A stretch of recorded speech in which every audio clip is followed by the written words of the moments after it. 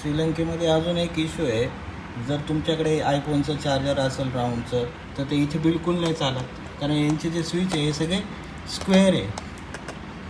तर त्याच्याच यांच्याकडे प्रत्येक ठिकाणी राऊंड कोणतंच नाही आहे. ते कन्व्हर्टर म्हणून आहे ते बघतात, पण आता याच्याकडे हे पण नाही आहे. ओन्ली एक USB पोर्ट ठेवलेला आहे असा, ते USB पोर्टने चार्ज करावं लागते. पण आयफोनसाठी काहीच नाही आहे यांच्याकडे.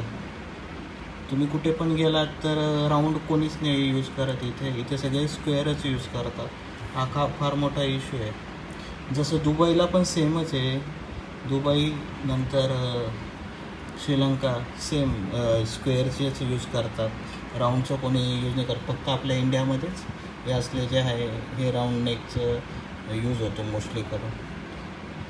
सो आता माझं तर हे चार्जर नाही आहे, पण मी पॉवर बँकने लावून आणि मग माझा मोबाईल मी चार्ज करणार आहे. त्याच्याकडे कन्व्हर्टर सांगितलं आहे, तो जेव्हा देईल तेव्हा देईल. तर मग सोनीच्या मोबाईलचं पण सेम आहे. त्याचं जे आहे USB कॉर्ड त्याच्यावरून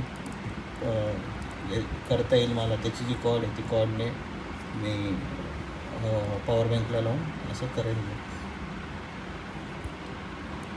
ठीक आहे, थँक्यू.